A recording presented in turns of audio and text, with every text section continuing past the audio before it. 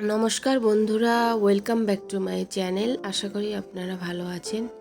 তো আজকে আমি একটি দুর্দান্ত স্বাদের ইউনিক রেসিপি নিয়ে আসি, কলার খোসা বাটা। তো এটি বানানো একদম ভীষণ সহজ, সাধারণ কিছু উপকরণ দিয়ে বানানো যায়। তো এখানে আমি দুটা কাঁচা কলা নিয়েছি, একটু মোটাভাবে কেটে নিয়ে আমি খোসাগুলোকে কেটে নিয়েছি।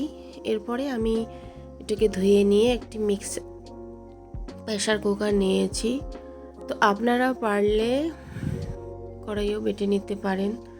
তো প্রেসার কুকারে একটু তাড়াতাড়ি সেদ্ধ হয়, ওই জন্য আমি প্রেসার কুকারে সেদ্ধ করে নেব।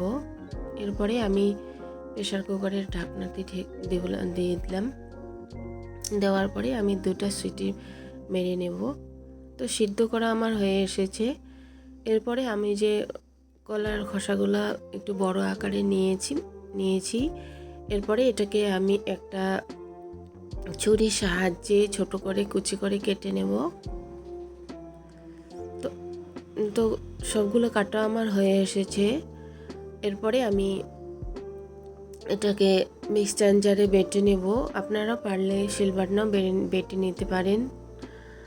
তো যারা ভাবছেন তাড়াতাড়ি একটু করবো, তারা মিক্সচার জারেও বেটে নিতে পারেন। তো এরপরে আমি এটাকে দুবার পেস্ট করে নেব। এরপরে আমি দেব রেশন কয়েকটা আমি রেশন ছুলে নিয়েছি। নেওয়ার পরে এরপরে আমি দেব এখানে পেঁয়াজ কুচি। এখানে আমি একটা পেঁয়াজ কুচি এখানে নিয়েছি আমি হাফটা পেঁয়াজ কুচি। আর এখানে নিয়েছি 3টা কাঁচা লঙ্কা ঝালের জন্য।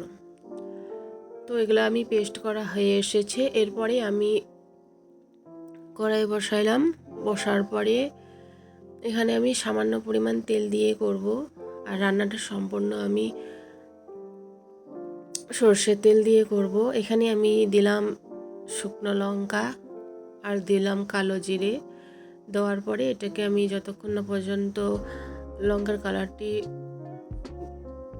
একটু কালচে টাইপের হয়ে এসে ততক্ষণ আমি এটাকে নেড়ে নেওয়ার পরে আমি খোসা বাটাটি দেব এখানে।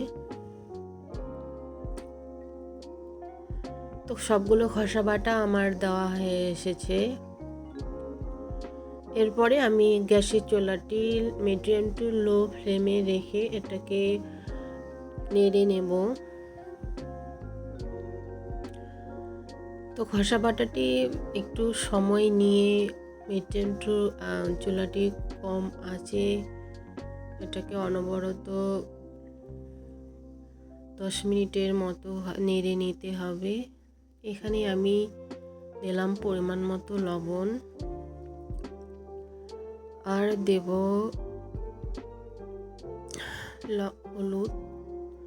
হলুদ দিয়ে আমি এরপরে এটাকে নেড়ে নেব। এখানে আর আমি কিছু মশলা ব্যবহার করব না। এভাবে আমি অনবরত এটাকে নেড়ে নেব। সকালবেলায় গরম ভাতের সাথে শীতের সকালে ভীষণ ভালো লাগে খেতে।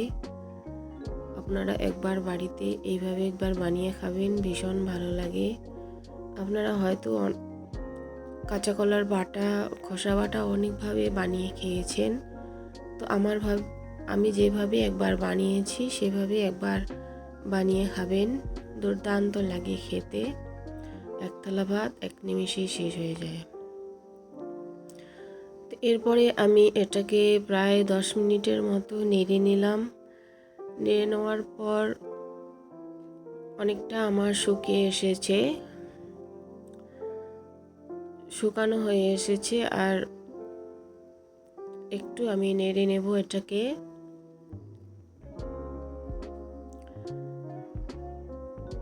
কড়াই এইভাবে যেভাবে একটু করে লেগে থাকবে, মনে করুন যে খোসা বাটাটি হয়ে এসেছে।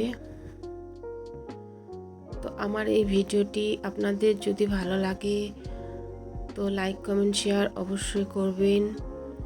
আর আমার নিত্য নতুন রেসিপি দেখার জন্য আমার পেজটাকে সাবস্ক্রাইব করে রাখবেন। আপনারা ভালো থাকবেন, সুস্থ থাকবেন আর আমার ভিডিও দেখবেন। আর আপনারা আমার ভিডিও কোথা থেকে দেখছেন অবশ্যই আমার কমেন্ট বক্সে কমেন্ট করবেন, আমাকে ভালোবাসা দিয়ে যাবেন। আপনারা সুস্থ থাকবেন, ভালো থাকবেন।